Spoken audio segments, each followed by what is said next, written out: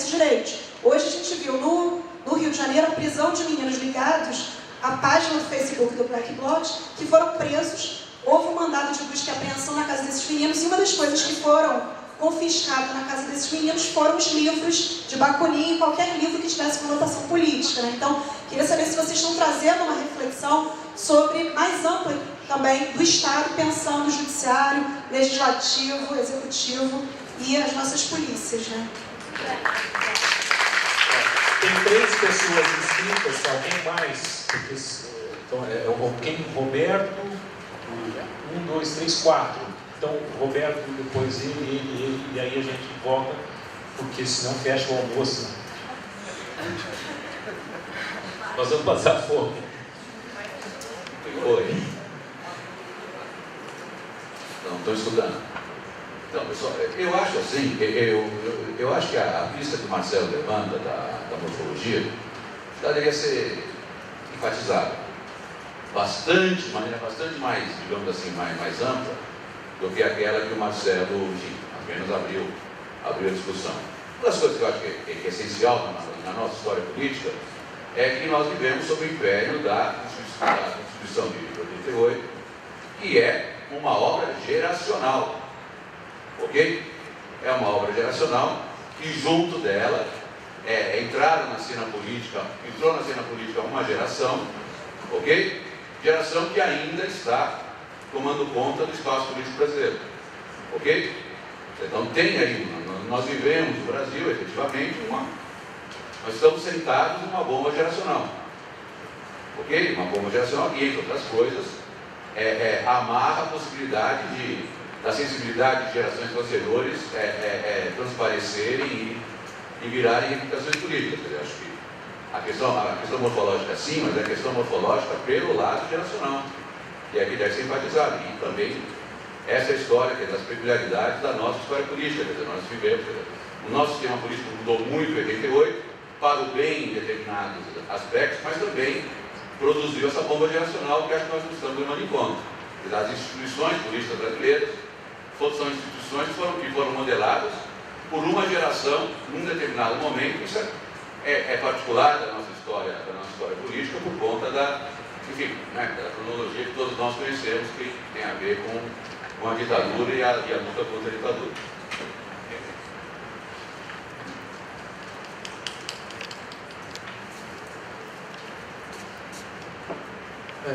Bom dia. Acho que na primeira parte da vida foi focada muito a questão do sistema político, um sistema blindado, aí, uma representação que as pessoas não estavam mais reconhecendo nessa representação.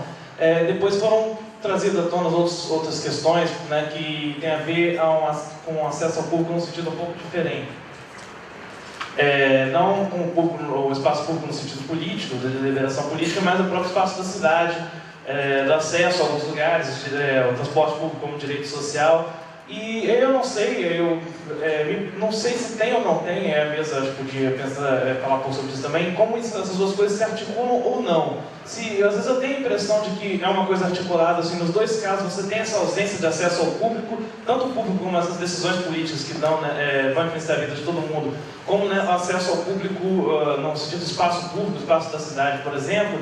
E me parece isso, mas eu não sei se realmente essa articulação são duas coisas que se juntaram um pouco, né, aleatoriamente nessa questão, ou se realmente tem a ver com um fundo comum de exclusão, tanto, né, desse espaço político quanto desse espaço da cidade, por exemplo. E você tem, né, foi falado, esse sistema político apresentou uma certa blindagem, né, e o que se falava nas ruas não se ouvia lá, mas também a cidade é uma promessa aí de um acesso ao espaço público, de um espaço de cidadania na cidade, também sendo restrito aí, às vezes, por uma marca, né, na cor da pele, uma polícia, eu gosto muito, né, de política, mas uma polícia também, como foi ressaltado aqui, altamente letal, e as pessoas não têm acesso a esse espaço público urbano por conta disso. Então, e acho que foi acho que o motivo primeiro dessas manifestações, acho que a coisa da falta de acesso ao sistema político veio um pouco, acho, na percepção que eu tenho, que veio um pouco depois, mas visualmente sentir na pele essa falta de acesso a esse espaço urbano. Colocado também, as pessoas estão, né, trabalham o dia todo, estudam de noite, depois como é que volta para casa, no bairro periférico,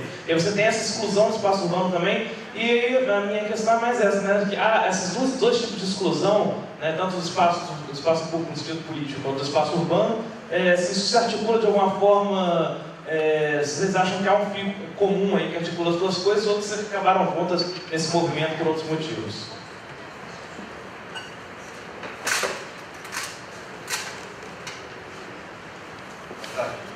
Vou tentar falar rápido, mas eu queria falar umas coisas. Eu acho que o Brasil inteiro teve manifestações importantíssimas, mas acho que o Rio de Janeiro, já começou do Rio de Janeiro, tem um papel de protagonismo um pouco maior, porque no Rio de Janeiro os protestos conseguiram não ameaçar, muito longe de ameaçar o sistema político, né, mas conseguiram abalar o sistema político. O Sérgio Cabral ficou com um nível de aprovação muito baixo. Né. Em algum momento, algumas pessoas chegaram a acreditar que a gente não seria possível. Mais inocente, acreditaram nisso. Tem um processo muito interessante que acontece no Rio de Janeiro, para além dos black blocs, que se consolidaram com novas políticas lá, né? Independente de ser do lado bom, do black bloc do lado ruim.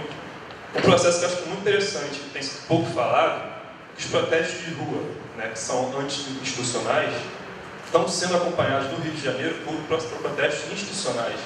Os sindicatos de professores do Estado do Rio de Janeiro e do município estão fazendo greves grandes, como aconteciam há muito tempo, né? E estão conseguindo conquistas efetivas, principalmente no município. O Estado ainda não conseguiu, mas assim, nunca chegou tão próximo de conseguir o salário de pessoas do Estado do Rio de Janeiro. Uma miséria, né? É um absurdo.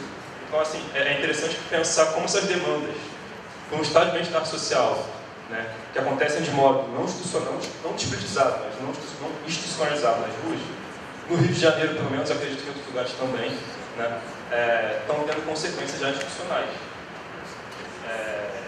E existe uma tensão também entre o movimento institucional sindical tradicional e a esquerda, e no Rio de Janeiro, governado pelo PSDB e pelo PSOL.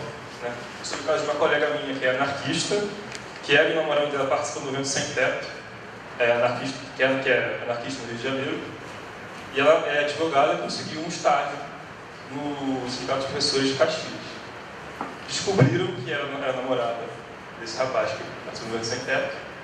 Ambos participaram ativamente do movimento de rua, né, fazem parte do coletivo anarquista.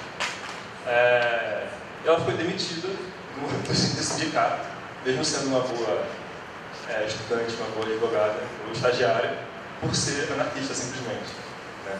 Então é um movimento complexo, que a parte não institucional com a institucional está em diálogo tenso, né? Tem conquistas positivas e tem a parte de diálogo que não se realiza. Tá. Última pergunta, então, para a gente fazer uma rodada aqui na mesa.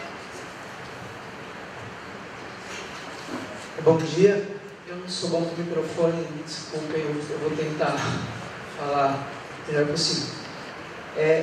A primeira dúvida que eu tive com a explanação dos professores do MBL é que esse grande caldo que vai às ruas e o Estado acha que está blindado e acha a partir desse movimento que não está mais, os senhores acham realmente que o Estado não está mais blindado?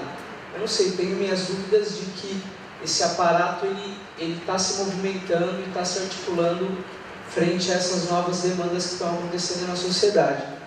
Eu posso estar enganado.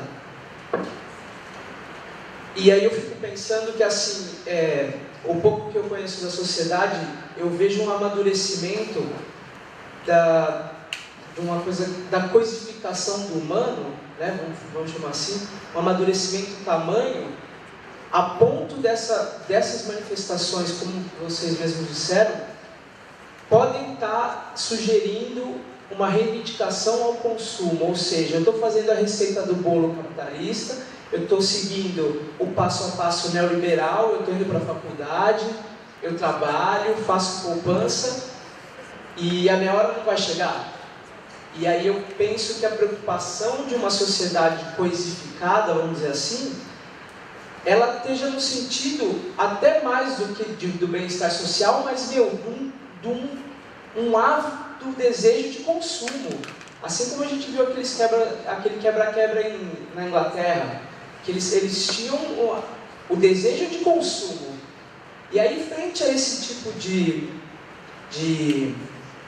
conjuntura, vamos dizer assim, que eu acho que ela no meu ponto de vista, ela é bem real, porque Algumas incursões de periferia e comunidade que eu vejo que as pessoas têm acesso à internet, computador, à roupa de marca, elas agora querem o funk ostentação, por exemplo, elas querem um Camaro, elas querem viajar com a CVC em 10 vezes para fora, e talvez elas queiram mais e mais e mais, e eu acho que o governo, nesse grande bloco, tem aí uma estratégia, talvez já pré-definida, e aí a gente pode até pensar na deteriorização da educação desde o AI-5, assim. Eu acho que eles têm um passo a passo que está sendo seguido e bem seguido. A massificação do ensino superior privado, de péssima qualidade, e a deteriorização dos salários. Eu acho que a gente caminha por uma sociedade completamente coisificada, e eu queria saber se esse cenário é, pelo menos, cogitado na cabeça dos senhores. Bom, se for bem rapidinho.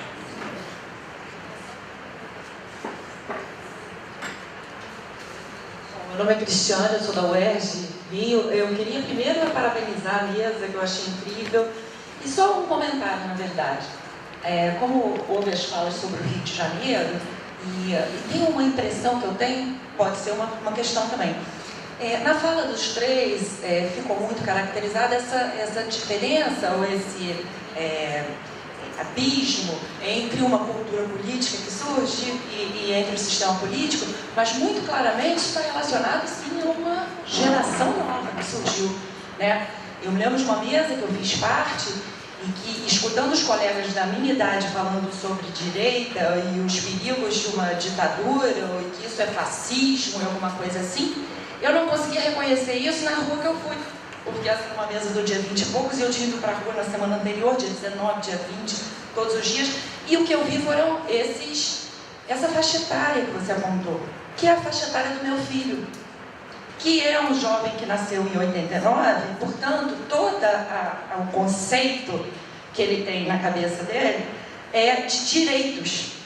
Portanto, quando há déficit, ele cobra, porque ele já nasceu pós-Constituição, ele já nasceu pós-SUS, pós-direito à educação. Então, é óbvio que essa juventude, ela tem outros critérios e outros parâmetros para lidar com os déficits sociais do que nós, da minha geração, que nós ainda temos a tendência de dizer, mas o PT é muito diferente, houve ganhos, nós participamos de um momento de transição.